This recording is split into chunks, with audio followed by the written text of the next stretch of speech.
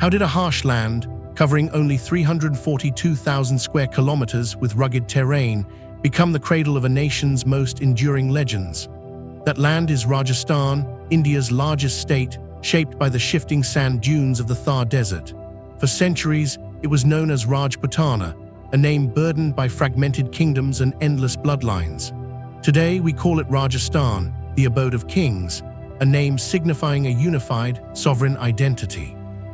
This is not just a change in wording, but a transformation of spirit. Before we delve into this epic journey through time and dust, remember to subscribe to the channel and turn on notifications. Does a desert truly produce more than just dust? Let's find out.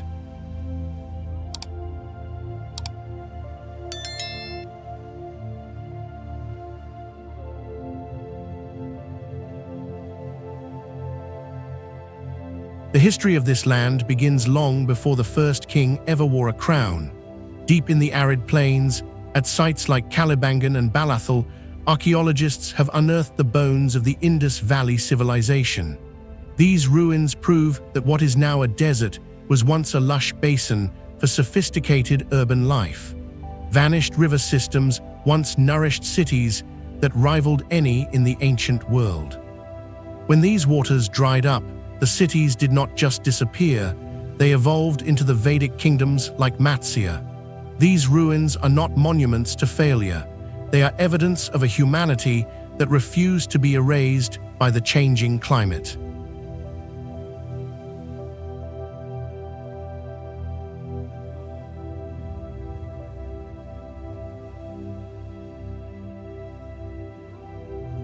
How does a society survive when its very foundation, its water, vanishes into the air? The decline of the Indus Valley led to a migration of spirit and a hardening of the will. The people of the Vedic age established social frameworks that would define India for 3,000 years. They built their lives around the cycles of a thinning environment, learning to value what was scarce. They proved that even in a dying landscape, a culture can plant seeds that bloom centuries later. These early civilizations were the first to learn that in Rajasthan, survival is the highest form of art.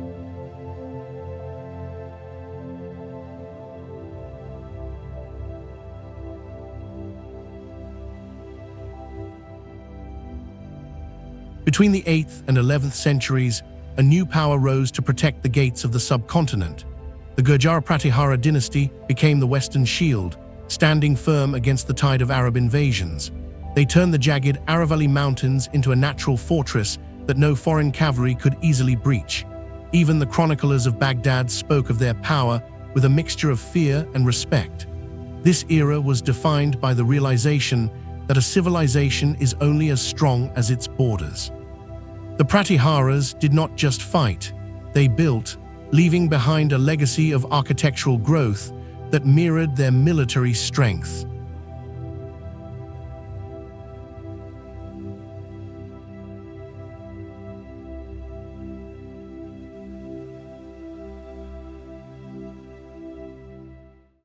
Great civilizations are almost always forged in the heat of defending what they love. The Pratiharas understood that to hold the land, they had to master the landscape.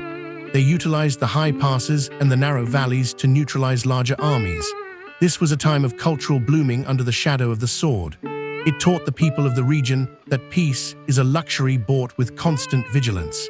If the shield had broken then, the history of India would look entirely different today.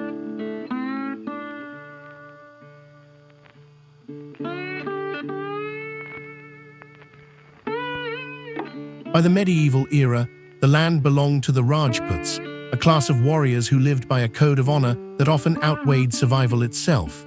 This was the age of Prithviraj Chauhan, a figure who embodied a chivalric tradition that was both glorious and tragic. Hilltop fortresses began to crown every peak, designed to withstand sieges that lasted for years. In the valleys below, the political landscape was a churning sea of shifting alliances and sudden betrayals. This turbulence was the crucible in which a distinct Rajasthani identity was finally crystallized.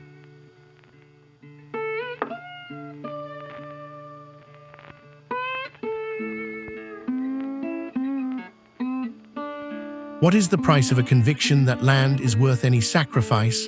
For the Rajput, a life without honor was a life not worth living. This belief led to some of the most dramatic moments in human history, where entire populations chose death over surrender. The forts were not just military installations, they were psychological statements of defiance. They told the world that while the body could be conquered, the spirit remained sovereign. This period asks us a difficult question. Is it better to bend and survive, or to stand and break?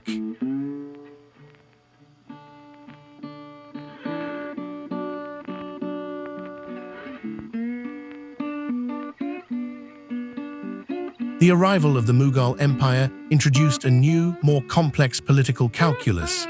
Emperor Akbar was a master of the long game, using military pressure and matrimonial diplomacy to bring the Rajput states into his fold. Most kings saw the benefit of peace and joined the imperial administration, trading some independence for stability.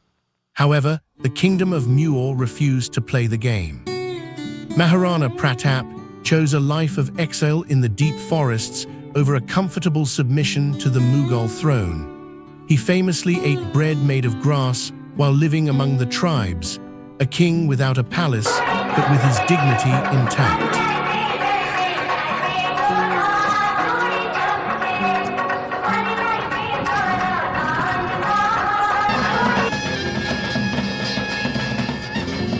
Resistance like that of Maharana Pratap transcends the boundaries of history. It becomes a philosophical meditation on what it truly means to wear a crown. Is a king defined by his throne or by his refusal to bend his knees? Pratap's defiance ensured that his name would be whispered in Rajasthan for 500 years. His struggle highlighted the tension between the pragmatic need for peace and the romantic urge for total sovereignty. In the end, even his enemies could not help but admire his iron will.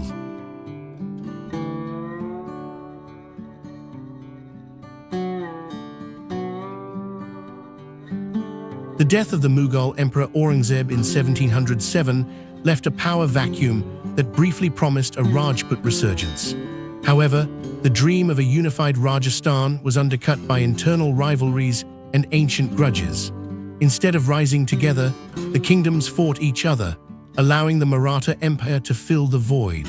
The Marathas imposed punishing financial tributes that bled the Rajput treasuries dry.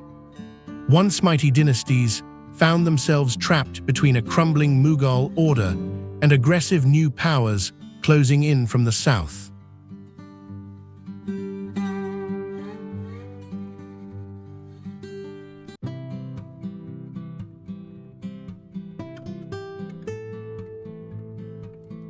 How does a warrior culture adapt when the enemy is no longer at the gate, but at the accounting table? The financial exhaustion of the 18th century was perhaps more damaging than any war. The Rajput kings found that valor was a poor defense against economic collapse. Survival now depended on the ability to read a world that was changing faster than their traditions could allow. It was a time of quiet desperation, where the old ways were no longer enough to keep the wolves at bay.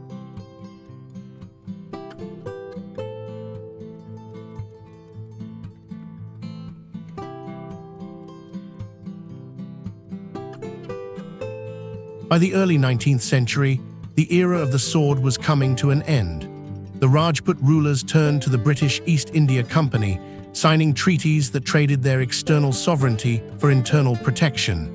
This bargain froze the borders of the princely states and stabilized the dynasties, but at a heavy cost. The warrior culture that had defined the region for a millennium began to hollow out. The kings became ceremonial figures, living in preserved palaces, while the real power resided with British bureaucrats.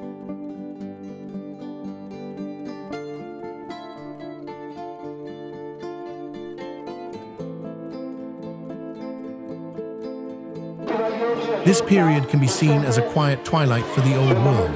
The halls of the great forts, once filled with the sound of sharpening steel, were now filled with the scratching of pens. While the bloodshed stopped, the vitality of the independent kingdoms began to fade. The British residents managed the politics, leaving the kings to focus on luxury and ritual. It was a comfortable cage, but a cage nonetheless. How much of one's identity can be sacrificed before the person inside disappears?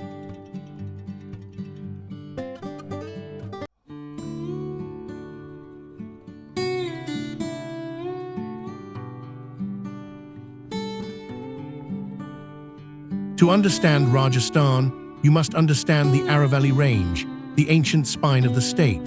This mountain chain divides the land into two radically different worlds. To the northwest lies the Thar Desert, a silent and merciless expanse of sand stretching toward the horizon. To the southeast, the plains are watered by the Chambal and Barnas rivers, offering a fertile contrast to the dust. The climate here is a test of human endurance, with summers that exceed 45 degrees Celsius.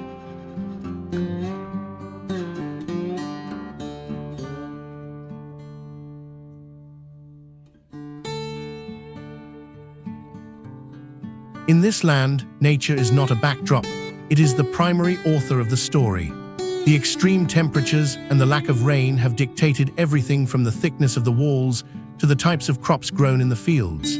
Annual rainfall in the West barely reaches 400 millimeters, making every drop of water a sacred commodity. This environment has shaped the Rajasthani character, making it as hard as the rock and as resilient as the scrub brush. When the land gives you nothing, you must learn to create everything from within.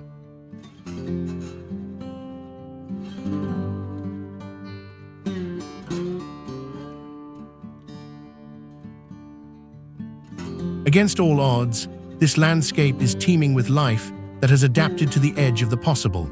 Ranthambore and Saraska are places where tigers stalk through the ruins of ancient forts, reclaimed by the jungle. The Desert National Park is the last refuge of the great Indian bustard, a bird that symbolizes the struggle for survival. These creatures do not merely exist, they thrive in a world that would kill a lesser being. Their presence is a reminder that resilience is not a trait exclusive to humans.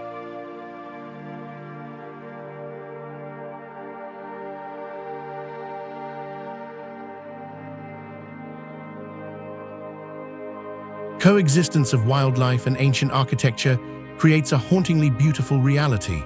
A tiger resting on a stone rampart built 500 years ago is a powerful image of time's circular nature. It forces us to ask, who truly owns this land? The kings who built the walls or the animals that outlasted them? The conservation of these species is now a battle against the encroachment of the modern world. It is a struggle to ensure that the wild heart of Rajasthan does not stop beating.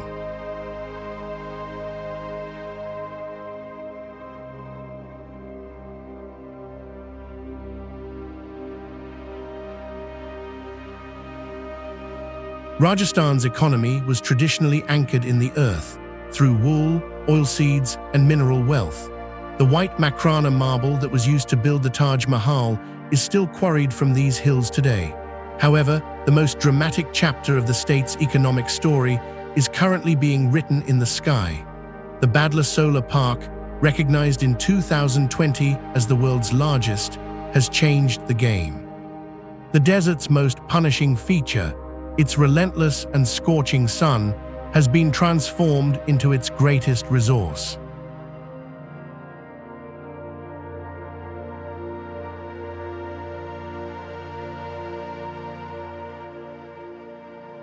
This is a classic example of turning a disadvantage into a dominant strength. For centuries, the sun was something to be feared and avoided.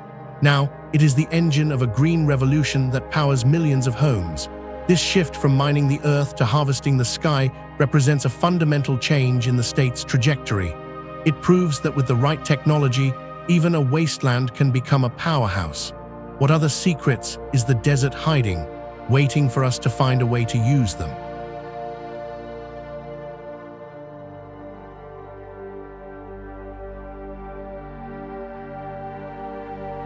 Modern infrastructure has finally stitched together a state that once felt too vast to govern. India's first multi-lane highway and the international airport at Jaipur have opened the region to the world. In 2015, the launch of the Jaipur Metro brought high-tech transit to the heart of the ancient Pink City. Even the Thar Express provides a physical link across the border to Karachi, reminding us of the shared history of the desert. These projects are more than just engineering feats. They are the nervous system of a modern state.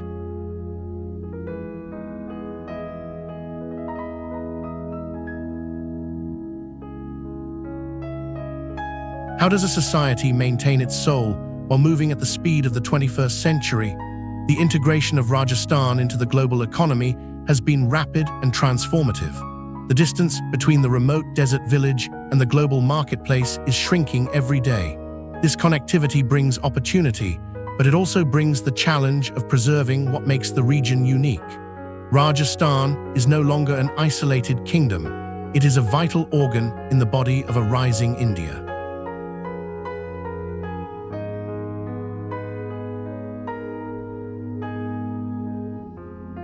With over 68 million residents, Rajasthan is a study in diversity held together by tradition. 75% of the population still lives in rural areas, where the rhythm of life is dictated by the seasons. While Hindi is the official language, the air is filled with the sounds of Marwari, Muhiri, and Dundari. This is a land where literacy rates have climbed steadily since 1991, yet old gaps remain.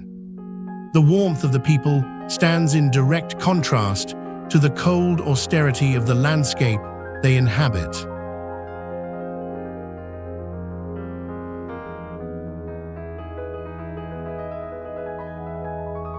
The people of Rajasthan are the state's greatest asset, possessing a hospitality that is legendary.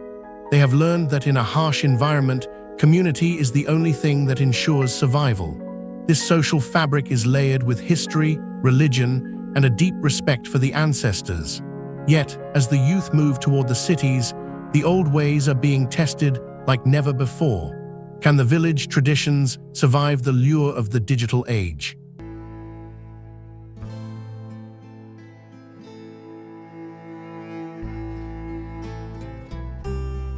Rajasthani culture is a deliberate act of defiance against the monochrome of the desert.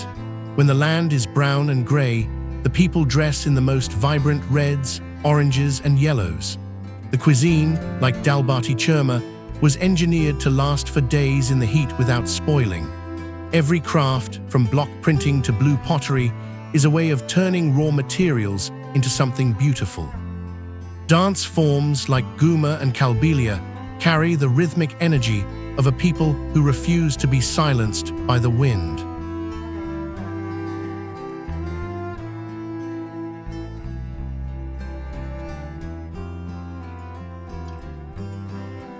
In this part of the world, art is not a hobby, it is a sensory act of survival. Each festival is a burst of energy that recharges the spirit for the difficult months ahead. The intricate mirrorwork on textiles reflects the sunlight, scattering it into 1,000 tiny stars.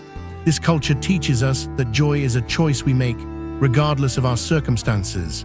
Why do we wait for things to be perfect before we celebrate? The Rajasthani celebrates because life itself is the victory.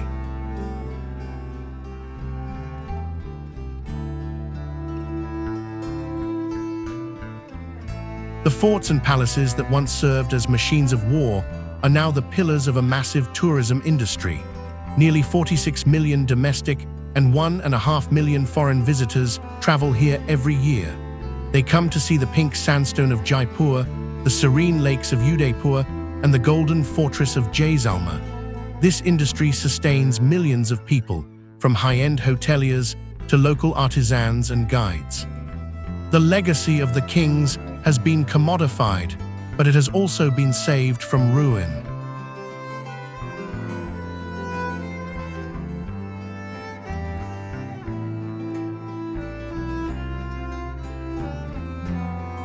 Tourism has turned history into a living, breathing economy.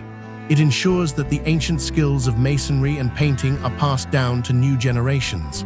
When a traveler walks through the gates of a fort, they are not just looking at old stones. They are participating in a tradition of storytelling that spans a millennium. The challenge now is to manage this growth without destroying the very magic people come to see. How do we share a heritage without exhausting it?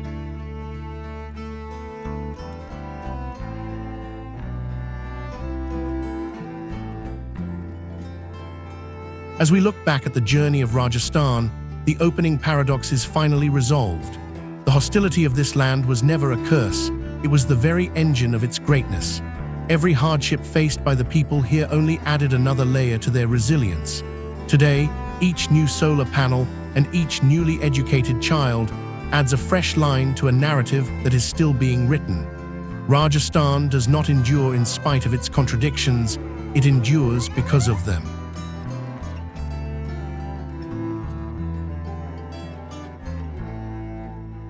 We hope this deep dive into the land of kings has provided you with a new understanding of how geography and history intertwine to create a unique cultural identity. If you found this narrative engaging and informative, please consider subscribing to the channel to join our community of explorers.